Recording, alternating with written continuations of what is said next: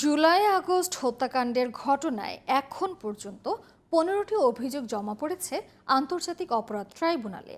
সারা দেশের অন্যান্য হত্যা মামলাও আসবে এখানে, কিন্তু এত মামলার তদন্ত আর অভিযোগপত্র প্রস্তুত করার জন্য পর্যাপ্ত লোকবল নেই ট্রাইব্যুনালে। বিচারকও নিয়োগ হয়নি। আগামী সপ্তাহেই ট্রাইব্যুনাল পুনর্গঠন হবে বলে জানিয়েছেন চিফ প্রসিকিউটর। সাইদুল ইসলামের রিপোর্ট। 1971 সালের মুক্তিযুদ্ধে মানবতাবিরোধী অপরাধের বিচারে 2010 সালে আন্তর্জাতিক অপরাধ ট্রাইব্যুনাল গঠন করেছিল শেখ হাসিনা সরকার। 2024 সালের ছাত্র আন্দোলনে গণহত্যার অভিযোগে সেই ট্রাইব্যুনালেই এখন বিচার হবে শেখ হাসিনা আর তার সরকারের মন্ত্রী ও প্রশাসনের অনেকের।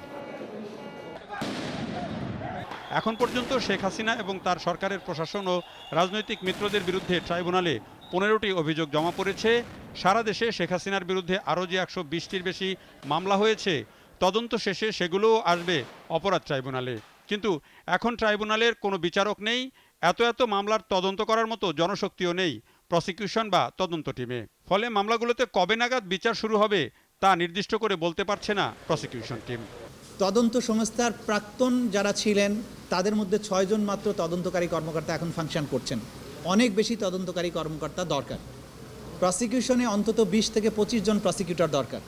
আমরা মাত্র এখন পর্যন্ত 5 জন নিয়োগপ্রাপ্ত হয়েছি, 4 জন যোগদান করেছেন। এভিডেন্স কালেকশনের বিশাল ব্যাপার রয়েছে, সেই বিষয়গুলো সমাপ্ত না করে ট্রায়ালের ব্যাপারে কোনো টাইম ফ্রেম ঘোষণা করা যাচ্ছে না।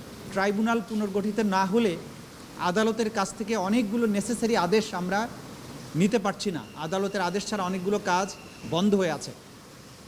আদালত খুব দ্রুততম সময়ের মধ্যে উনি আশ্বস্ত করেছেন আগামী 1 সপ্তাহের মধ্যেই সম্ভবত পুনর্গঠিত হবে। শুধু তাই নয়, এই মামলায় ন্যায় বিচার নিশ্চিত করতে হলে আইন সংশোধন করতে হবে বলে মনে করেন চিফ প্রসিকিউটর। এই ট্রাইব্যুনালে এই আসামিদের বিচার করতে আমরা চাই, তাহলে সেই ট্রাইব্যুনালের আইনের সুনির্দিষ্ট কিছু সংশোধন প্রয়োজন হবে।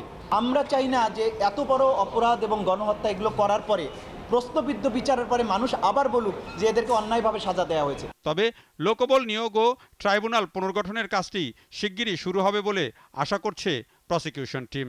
এরই মধ্যে জাতিসংঘের একটি টিমও জুলাই আগস্ট হত্যাকাণ্ডের তদন্ত শুরু করেছে। Saidul Islam, GTV news, Dhaka.